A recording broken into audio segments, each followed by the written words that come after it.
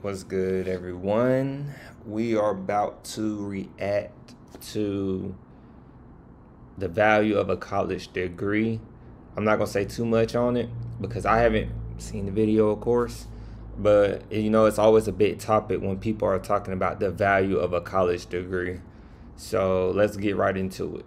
We start with a story about value, the value of a college degree, one of the biggest investments many of us will ever make. But it's getting more and more expensive for the students and for the institutions. But is it worth it? Yes, 100%. I mean, financial considerations is the main motive, and Purdue is an affordable college. But yeah, no, I could have never imagined having access to the amount of resources that I have access to here.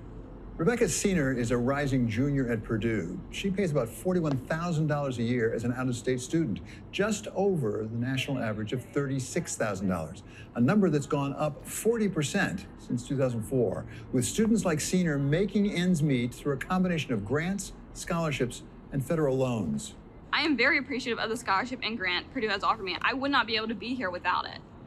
As hard as it may be for many students and their families to cover the costs, historically, colleges and universities haven't had to worry all that much about what they charge. The cost of higher education rose faster than the cost of living for most of the last 40 years, something interrupted only by the big spike in inflation in 2022. But Mitch Daniels, who ran OMB and then served as governor of Indiana and as president of Purdue, says that is changing, that people are no longer willing to spend whatever colleges charge. The system's sort of built for a higher pricing. I mean, if you had total pricing power in any business, in other words, you could raise prices and you not only don't lose customers, you may gain more because there's no quality measurement. People have associated the price with quality, no proof that that's true. That's certainly one reason. The hardest business to change is one that's succeeded for a long time. And this model, if you call it that, was very successful, had the wind at its back, young people being told you gotta go to college, four-year college, and they followed the path of least resistance. Now, very belatedly, there's a little consumer resistance. Finally, slowly, the market has begun to react to that. So you're seeing now a system beginning to experience the shakeouts that other sectors have. The shakeouts Mitch Daniels talks about are becoming more common in the United States as colleges have cut programs, places like UNC Greensboro, Drake, and West Virginia University. The State Higher Education Executive Association reports that over 500 private, nonprofit, four-year colleges have closed down altogether in the last 10 years. Some American students look to Great Britain for an alternative, seeing high quality at much lower prices. But Gillian Tadd, who has added provost of King's College, Cambridge, to her responsibilities as U.S. editor-at-large at the Financial Times, says British schools are facing their own financial pressures. The challenge today is that essentially the numbers have exploded dramatically, which in many ways is a good thing, but it also means that there's a huge strain on public sector budgets, which at the moment the government simply can't pay the bill for all the students to have cheap education, let alone free education. So what universities are facing today is a squeeze where, on the one hand, they are allowed to charge students today for their tuition, but that's capped at £9,000 a year. And even that level, which looks very low to American eyes, is seen as grotesquely high by many people in the UK. As if the business model for higher education weren't challenged enough, its consumers, the students, and the parents are starting to doubt that they're getting good value for their money, at least in the United States, where polls indicate that only 36% of adults say they have a great deal or quite a lot of confidence in higher education, a number that's down from 57% in 2015. Is this system succeeding right now? And what is the goal? How do we measure success for higher education? Well, when I said succeeding, I meant they were able to perpetuate themselves in their institutions. I didn't mean it was necessarily succeeding for the students. That's a whole other question, which again, way too late is being asked more and more forcefully. But no, a whole other discussion whether the system as we have been operating it has been teaching what it ought to teach, teaching it as rigorously as it ought to be taught, and therefore whether the young people emerging meet either of, I would say, the two basic tests of success. One, are they ready for highly productive work somewhere in the economy? Two, are they prepared to be knowledgeable, engaged active citizens. And by those two measures, the system hasn't been doing, in general, too good a job. The question of whether an increase. So, what did we get from that?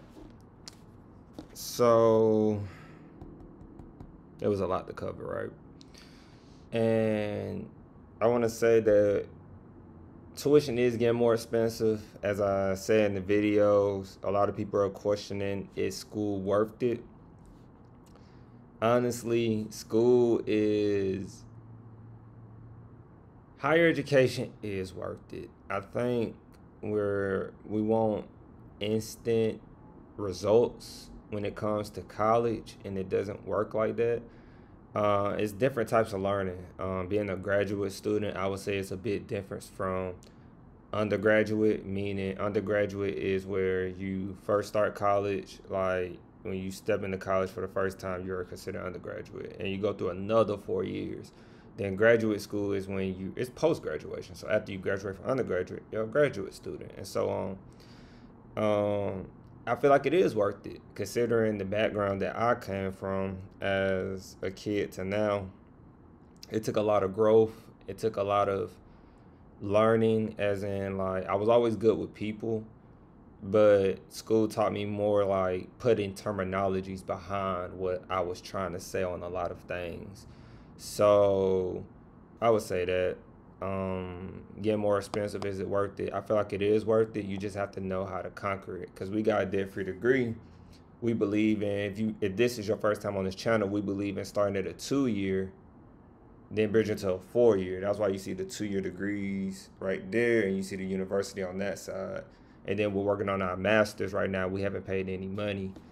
So they mentioned in the video too, because this is my first time reacting to it as well. I didn't know it was that much on it. Came across it.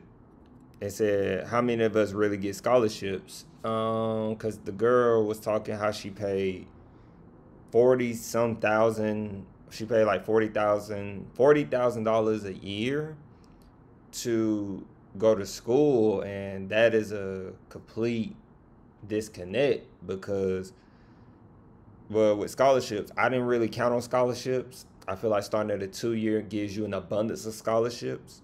So I have a strong fact of, when you start at a 2-year, you stay off campus, you don't get the meal plan, you don't get the room and board, that saves you $10,000 and more. That's already a scholarship in itself, right?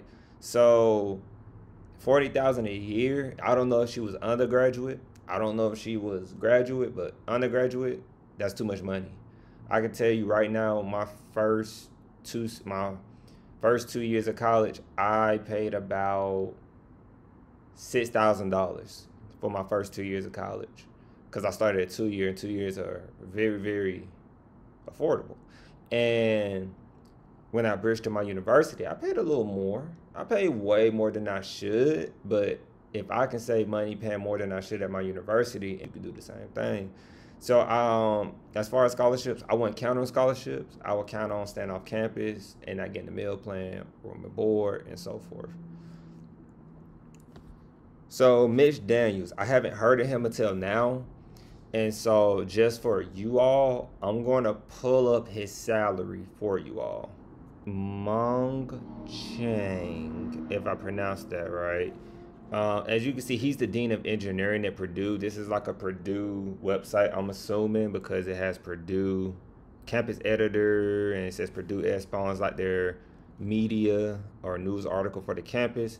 But this guy right here is a dean, and he makes $619,000 a year, which is pretty incredible, because people think people in education don't make that much, which makes you think, how can he make so much and we're in so much debt with student loans?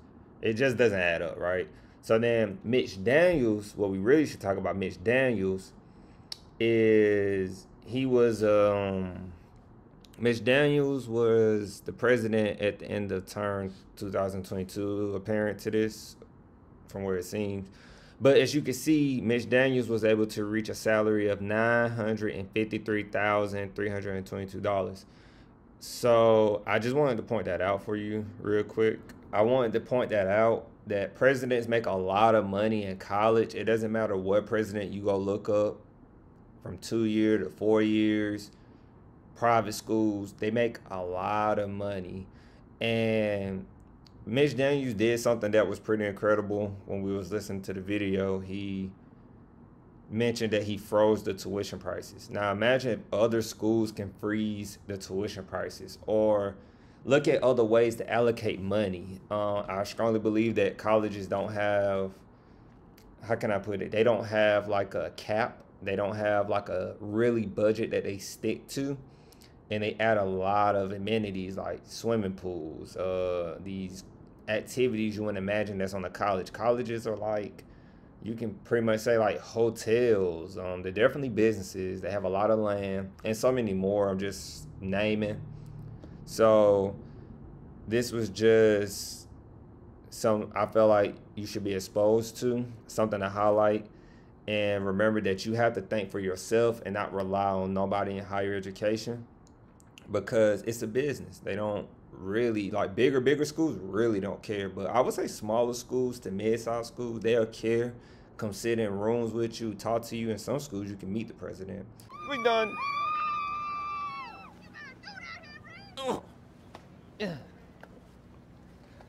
Debt-free degree.